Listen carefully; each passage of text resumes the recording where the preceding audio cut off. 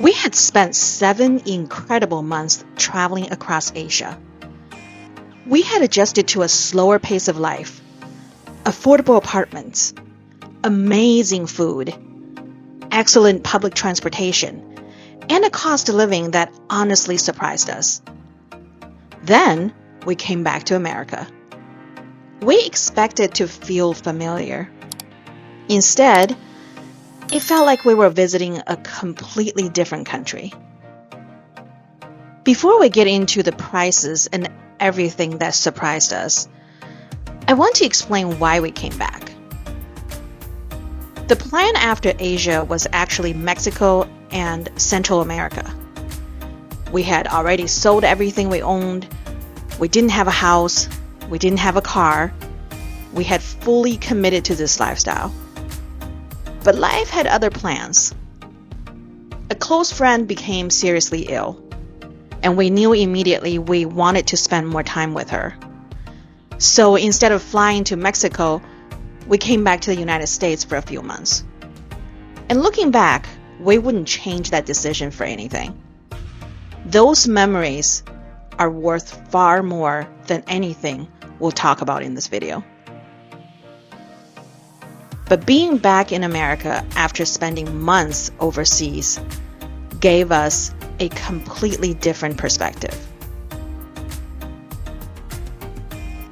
The first thing that hit us wasn't groceries. It wasn't restaurants even. It was transportation. Because when you sold your car, everywhere you went, you had to rent one. And then there's housing. Since you sold your home, every night meant paying for lodging. We knew that before we left, but we didn't think that we would need to find lodging in the US for 140 days. Give you an example. For local transportation, we paid $5.10 per day during the 7 months in Asia. And that included the subways, taxis, buses, etc.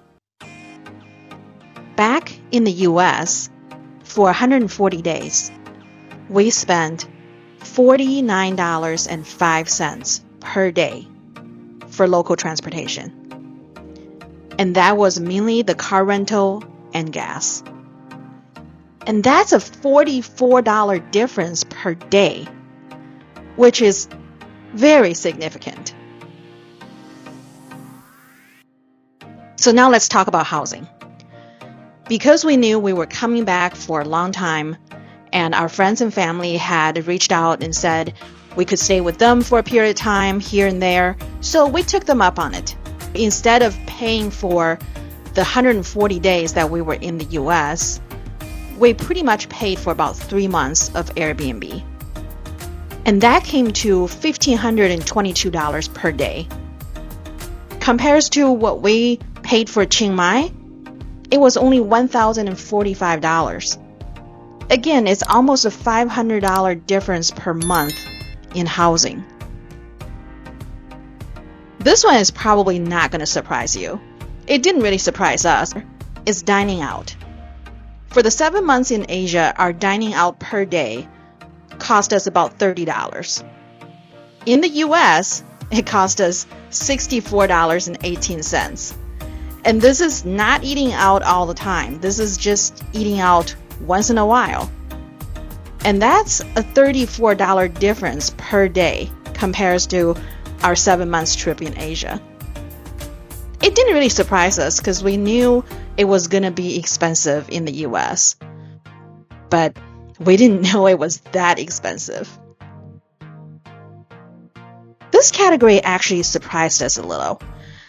The numbers are not huge, but the difference is really big. And this is for activities. On average, we spent $3.17 per day while traveling through Asia. But just being home for 140 days, which we didn't really do a whole lot. We went to Vegas for a couple days, but we were really watching our spending. And we went to Silver Dollar City. We went to Bentonville, Arkansas, where Walmart started. And those are only, 2-3 trips that we took. And it cost us $9.29 per day in the US to do some of these activities. The difference is $6.13, which is doubled what we paid per day in Asia. That is very surprising. I would think that we would have more things that we can do for free here, walking around, seeing things, etc., but I guess not. I guess there's a lot more to see and to do just without any cost overseas than we have in the US here, which was actually surprising to me. All right, now let's look at the comparison between how much we spent in Asia in each category versus what we spent in the US. For long-haul transportation, we only had a few flights within the US, and that cost was almost as much as us traveling for 7 months throughout Asia. And local transportation, as I mentioned before, the cost of car rental, gas, parking, all of that really added up. In terms of our accommodation, that was the cost for 3 months in Airbnbs. And we stayed with family and friends for the rest of the time. So that really helped us. Otherwise, that number would be much higher. In terms of phone data, we spent about the same as we did traveling for 7 months in the US for 140 days. And that's mainly because everything that we do, we have to be connected on our phone, and Wi-Fi is not as prevalent in America.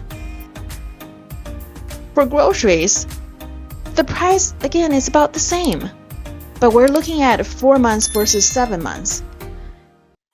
And for dining out, when we were in Asia, we can go out and grab a coffee, a pastry, grab a lunch or dinner here and there whenever we wanted to. We didn't even have to think about it.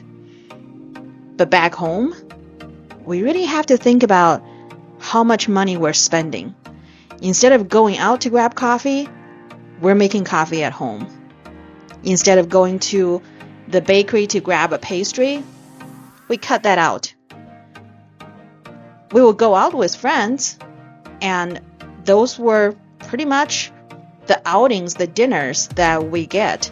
Otherwise, maybe a drive-through here and there for fast food, but still, we paid a lot more eating out in the US than we did while traveling.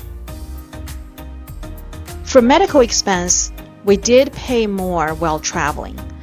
That was expected because one of the goals when we went to Asia was to do the head and toe examination in Chiang Mai.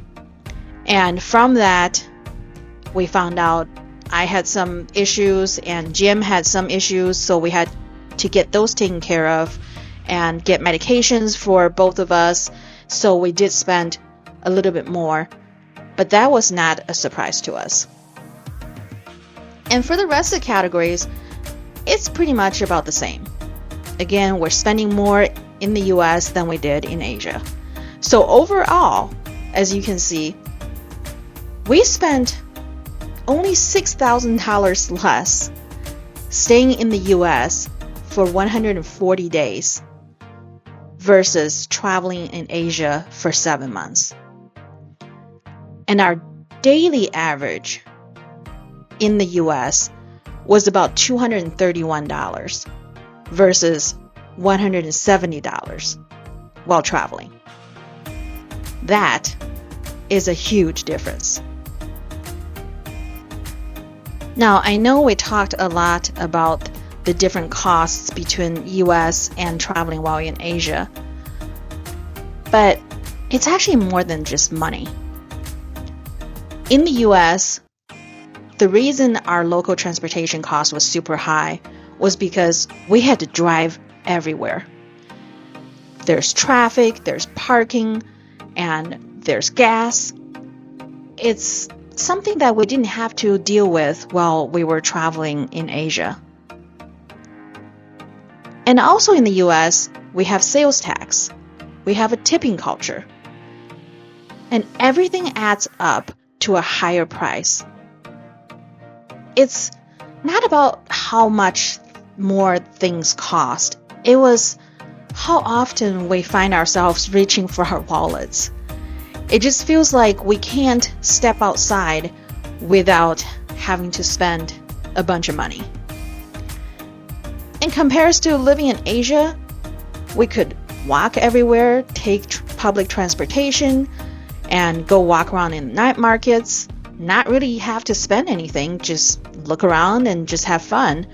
And there's so many more affordable cafes, restaurants. It just feels more free to explore while we were traveling than we felt back home. This is something that we had grown accustomed to, is just walk around and take in the scenery of the places we were at. But we couldn't really do that while we were home. Something happened on this trip that neither of us expected. America didn't feel like home anymore. And that was a strange feeling.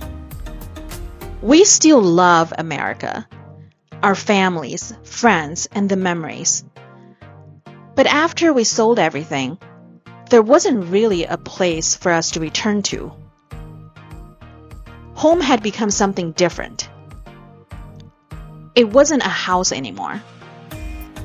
Home was wherever Jim and I happened to unpack our suitcases.